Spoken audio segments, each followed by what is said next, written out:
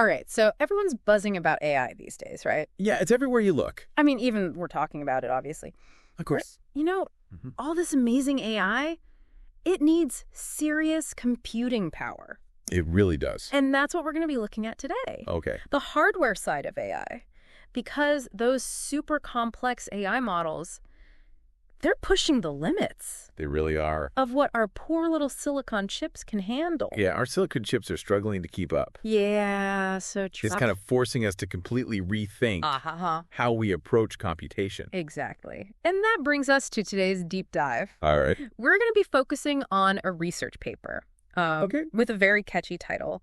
Current Opinions on Memristor Accelerated Machine Learning Hardware. Catchy. It's a mouthful, I know, but the technology it describes is seriously mind-bending. It is. So just imagine computation happening inside the memory itself. Oh, wow. Not just, next to it, like the way it is now. It's a radical departure from how we think about computers working. Right. In a traditional sense. Yeah, because now the data has to go back and forth. Right, exactly. Between the memory and the processor. Yeah. And that creates a bottleneck. A huge one. Yeah. It limits the speed, and it consumes so much energy. Yeah, it's such a waste. It is. So with memristors, it's like the data just stays put, and the processing happens right there. Exactly. I'm trying to, think of an analogy maybe. Okay, yeah. Like our brains thinking and remembering happening simultaneously. Oh, that's a really good one. Without needing separate compartments. That is a really great analogy because our brains are incredibly efficient. Right. And Memristor-based systems could be at least 100 times faster. What? Yeah. And 10 times more energy efficient than current computers. Wow. Those are some serious gains. They are. I mean, what kind of impact could that have on AI development? Oh, it could be completely transformative. Really? Imagine training a super complex AI model in minutes instead of days. Wow. And using less energy than a light bulb. That would be insane. Everyone could have access. Exactly. It would democratize access to AI. Wow. So researchers and developers, even with limited resources, could do much more. That's really exciting. It is. Okay, so tell me, what exactly is a memristor? All right, so... Is it like a tiny microscopic supercomputer?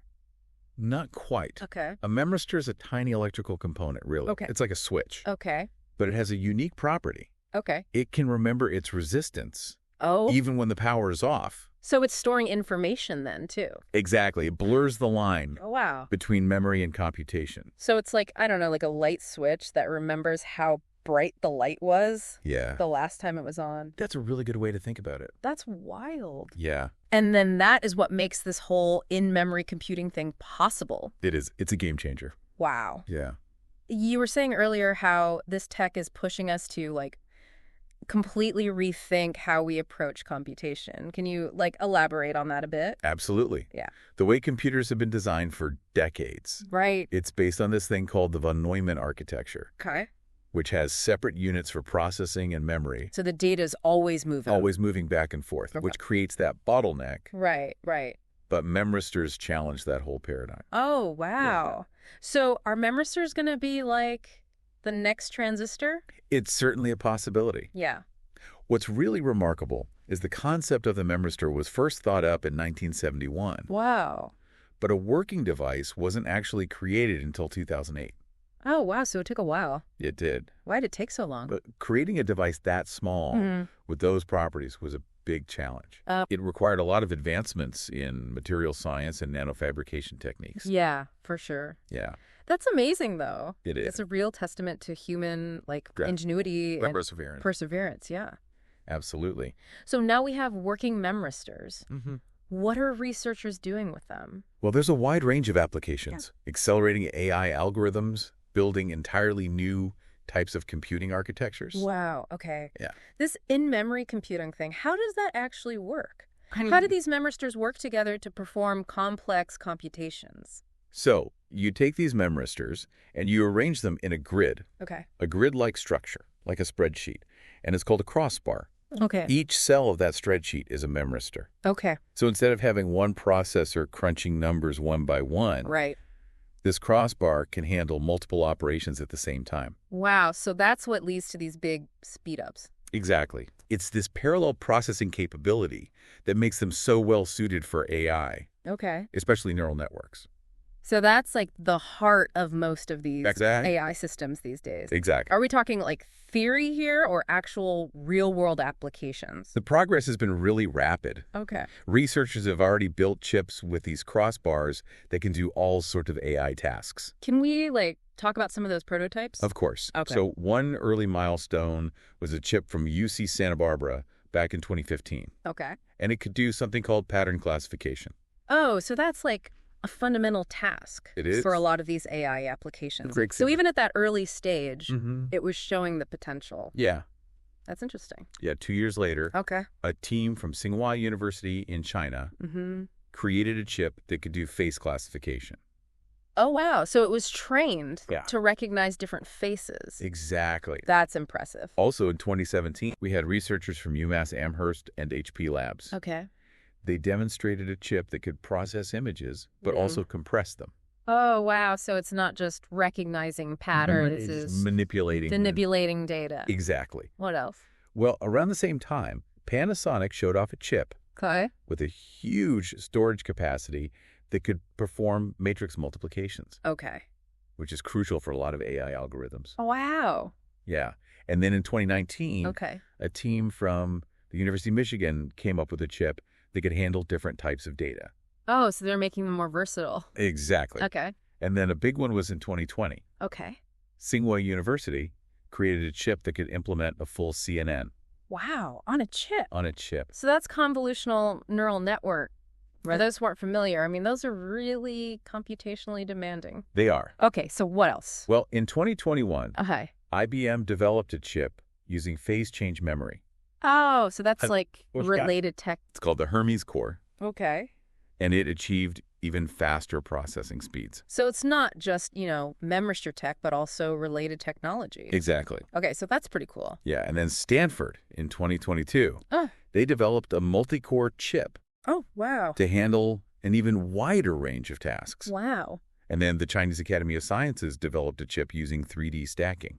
Oh, so it's not just about speed now, but also about Density. density. Exactly. So it's incredibly compact and powerful. It is. Wow, so it really does feel like It does. we're on the cusp of something big here. It feels that way.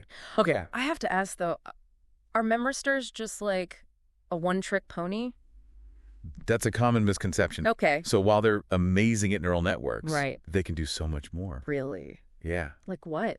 So imagine solving a complex linear equation Okay. in a single step. What? Yeah, Memristors can do that. Really? They can also find patterns in data using content-addressable memory. So it's like instead of searching through data, It knows where to look. it knows where to look. Exactly. That's amazing. And they can even use randomness. What, randomness? Yeah. I thought computers were all about precision. Well, traditional computers are, Okay. but Memristors can mimic how our brains work. Okay. There's some randomness involved. So this could be helpful for, like, what, AI algorithms? Like Bayesian networks. Oh, okay. They're good at dealing with incomplete data. So it's like AI systems that can deal with, the messiness of the real world. Exactly. Yeah. Oh, that's so cool. Yeah, they can even mimic the brain's ability to adapt. Okay, now we're getting into, like, sci-fi territory. We are. Artificial brains Yeah. with Memristors. Yeah. I mean, that's amazing. It's pretty remarkable. All right, but, with any new technology, there's always challenges. Of course. So what are some of the things that need to be worked out? Well, one of the big ones is making sure that each Memristor behaves the same way. Right. They're super sensitive. Right. So even tiny variations in the fabrication can cause errors. So it's like building a house Yeah, with bricks that are all a little bit different. it is. Okay, so what else? Well, another challenge is high conductance states. What's that? So memristors can generate large currents, Oh, cool. which can cause overheating and power issues. Okay, anything else? There's also the issue of write endurance. Okay, Memristors have a limited lifespan, okay. especially for tasks that require a lot of updates. So it's like a whiteboard Yeah, that you can only erase and rewrite so many times. exactly. So it sounds like there's still... There's a lot to figure out. But researchers are working on it, Okay, good. and it's a challenge, Yeah. and it's also an opportunity. To do some really amazing things Exactly. with this technology. Absolutely. That's exciting. It is. Yeah. Yeah, it's an exciting time to be working in this field. For sure. That's for sure. So we were just talking about these limitations, right? Right. Device variation, high conductance states, and write endurance. Yeah. What about at the circuit level? Okay, so at the circuit level, Yeah. that's where things get really interesting. Okay. It's not enough to just have these individual memristors. Yeah, okay. You need to design the circuits around them Right. to kind of maximize their potential. So it's like building a racetrack Yeah. that's made for a very specific type of car. Exactly. Exactly. So what are some of the specific challenges? Well, for one, we have to figure out how to represent data Okay. and how to apply that data to the memristor array efficiently. Right. And there are different approaches. Okay. Some are more accurate, some are faster, Okay. some are more power hungry. It's like finding the right language. It is to To- talk to them. is It it? is to communicate Oh. with these memristors. There's also the sneak path issue. I've heard about that. Yeah, where unwanted currents can flow through the crossbar. Right. So researchers are using things like selectors Okay. to try to isolate individual memristors. So that solves that problem. It helps to mitigate it. Okay. Yeah. So it's like we're designing like a traffic system It is. within the chip. Exactly. And then as those arrays get bigger, Right. there's that parasitic resistance and capacitance. Exactly. Yeah. Which can affect the accuracy. Yeah. Because they can distort the signals. Right. We also have to figure out how to get the results out of the crossbar. Right. So designing output sensing circuits and analog to digital converters. Right. Those are important. Oh, okay. Yeah. So it sounds like there are a lot of trade-offs to consider. Absolutely. You know, accuracy, speed, energy efficiency. Yeah. And complexity, too. Right. Gets Oh. complicated. Yeah. It does. But it's so interesting how this seemingly simple thing, It is. you know, a memristor, Yeah. leads to this huge landscape of challenges. It really does. We haven't even talked about system-level challenges, though. Oh, yeah. That's a whole other level. So let's zoom out a bit and Yeah. talk about those. Right. So at the system level, Yeah. one of the big things is figuring out how to manage all the Mhm. non-idealities of the memristor devices. Right, because we were talking about how they, you know, Uh, they can be affected by noise and Exactly. all sorts. Yeah, environmental factors, all kinds of things. So it's not just about the circuits themselves, but how the whole The system, yeah. handles all of that. It's about the big picture. Right. So system designers are using techniques like defect-aware training, Okay. where you train AI models to actually compensate Oh, wow. for the limitations of the hardware. Okay, that's really interesting. Yeah. So it's kind of like you're training a team of athletes, but each athlete has Works. strengths and Strengths weaknesses. and weaknesses. Exactly. And you got to figure out you got to work around those. Yeah, work around them and get the best out of them. Yeah. So how do you do that with memristors?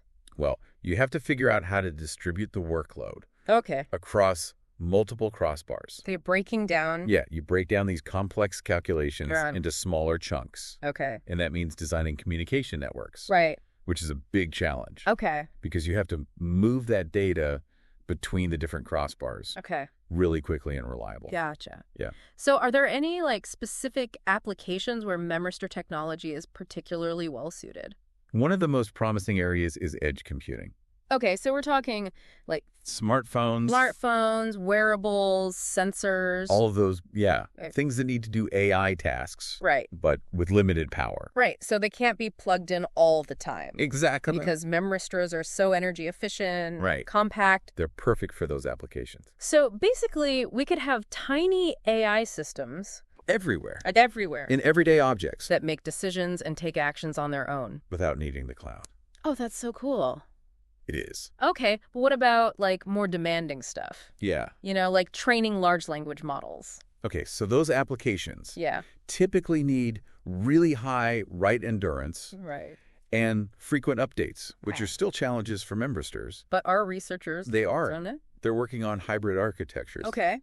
that combine memristors with things like SRAM. So basically, playing to each technology's strengths. Exactly. Finding the right tool for the job. Okay. It's all about creating systems Okay. that can handle all these different AI workloads. Gotcha. Okay. Yeah. So you mentioned edge computing is a good candidate, Mhm. and hybrid systems are being explored. Yeah. I'm still a little bit unclear on how memristors are actually used Okay. in AI. All right, so let's take image recognition Okay. as an example. Okay. Imagine you've got a memristor crossbar All right. that's been trained Yeah. to recognize objects. Okay. Like cats and dogs. Cats and dogs, okay. Yeah. How do they actually learn the difference? Okay, so each memristor in the crossbar Okay. represents a specific feature Okay. of image. Like what? The shape of an ear, Okay. the texture of fur. Okay. And when you show a new image to the crossbar, Mhm. each memristor is going to respond Okay. based on how well its feature matches the image. So, like, if the image has pointy ears, Yes. the memristor for pointy ears is going to... It's going to fire strongly, Okay. whereas the one for floppy ears Yeah. might stay quiet. Okay. And then by looking at the overall pattern of responses, Mm-hmm.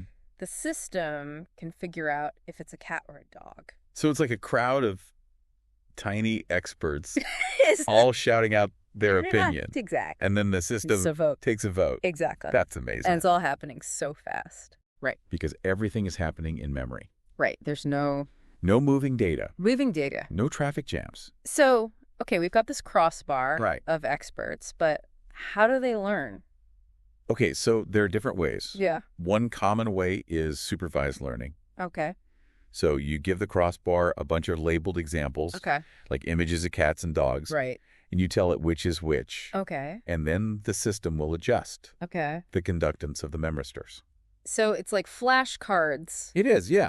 with the pictures. Yeah. And then the system has to learn Exactly. until it gets it right. Until it gets it right, exactly. So with each training session, Yeah. you're basically Full. sculpting the behavior is the crossbar. It's pretty amazing. And there's unsupervised learning, too, There is. where you just kind of give it the data, Yeah, you see. Figure it out. figure it out. Exactly. So it's really learning. It is. Like our brains do. Researchers think that memristors could be capable Mm-hmm. of some of the same learning and adaptation capabilities as biological neurons. So that's like the whole Neuromorphic computing. neuromorphic computing thing? Yeah, Wow. that's a big field. Yeah, that's super interesting. It is. Okay, but let's bring things back down to earth a little bit. Okay. What are some of the limitations of this technology? Okay, well, one of the big ones Yeah. we talked about before, device variability. Right. Even tiny variations Yeah. can lead to big differences in behavior. So it's like, building a house out of bricks. Yeah. But the bricks are all slightly different. Different sizes, different shapes. Yeah. So how do researchers deal with that? They're working on better fabrication methods Okay. and things like error correction codes. To make up for those variations. Exactly. Yeah. What else? Right. Endurance. Right, we were talking about that earlier. It's a concern. Yeah. For things like training deep neural networks. Right. It's like a battery Right. that loses its capacity over time. Okay. So are they Yeah, researchers are exploring looking into ways to improve that? new materials, new write schemes, all sorts of things. Okay. That's good. Yeah. Yeah. Anything else? Well, there's also the challenge of integrating memristors with CMOS technology. Right. That's the technology that powers Most of our computers. most of our computers. It's a mature technology, Yeah. but it's not always easy Right. to combine the two. So it's like, what, trying to fit a square peg in a round hole? Yeah, kind of like that. Okay, so what are they doing? They're coming up with new fabrication processes Okay. and circuit designs. To make them work together. Exactly. Okay, that makes sense. Yeah. I'm guessing there are also challenges at the system level? Oh, absolutely. Like what? Figuring out how to design efficient architectures Okay. for these memristor-based computers. Right. It's still an open question. So it's like you've got all these amazing musicians, Yeah. but you need to figure out how to make them play together. Exactly. You need the conductor. Right, the conductor. You need to orchestrate the whole thing. That's a great analogy. Yeah, So it sounds like we're talking about a pretty fundamental shift we are. in how we think about computation. It's not just about faster computers. Right. It's about something completely new. Yeah. It's pretty exciting. It is a very exciting time. Yeah, it really does feel like a whole new era. It does. It's like, the early days of the internet Mhm. when everything was like new And potential. full of potential. Yeah. A lot of unknowns. Exactly. Yeah. Speaking of the internet, Yeah. where does this technology fit in with, cloud computing? That's a good question. A lot of people are wondering about that. Yeah. So it's unlikely memristors will replace cloud computing. Okay. The cloud is still going to be important. Right, for storing all that data. Exactly. For storing and processing huge amounts of data. Okay. But memristors could change things How so? by enabling more processing to happen at the edge. So instead of everything being in these giant data centers, Yeah. it's more distributed. Exactly. More distributed. What kind of impact could that have? Well, For one, it could be huge for privacy and security. Okay. And also for things that need real-time decision-making. Okay. Like self-driving cars. Right. Robotic surgery. So it's not just about faster computers, then Not it's all. about changing the whole Architecture. of Yeah, our digital world. our digital world. That's crazy. It is. But, with any powerful technology, there's always the potential for misuse. That's true. So what are some of the things we should be thinking about? Well, one thing that comes to mind is surveillance. Right, because these systems could be used to track people Exactly. in ways that we've never seen before. In really sophisticated ways. Yeah. Yeah. So then that raises the question of who controls this technology? And how it's regulated. Exactly. Yeah, those are big questions. It's like we can get so caught up in, the excitement of new technology. And possibilities. Yeah, the possibilities. But we also need to be careful. Absolutely. We need to be thinking about the ethical implications. Right. And make sure it's used for good. It's a lot of responsibility. It is. But I think it's important to have these conversations so Yeah. that we can, shape the future of this technology Absolutely. in a positive way. Yeah. Well, this has been a really fascinating, It has a lot to think about. a lot to think about. For sure. We've talked about the potential Mhm. of memristors, but also, The challenges, the challenges, the responsibility. responsibilities, yeah. It's not all sunshine and roses. No, but it's definitely an exciting field. Oh, it is. For those of you who want to learn more, Yeah. we'll have links in the show notes. To the research paper and other resources. So you can do your own deep dive. Absolutely. All right, that's all the time we have for today. Okay. Thanks for joining us on the deep dive. It's been a pleasure.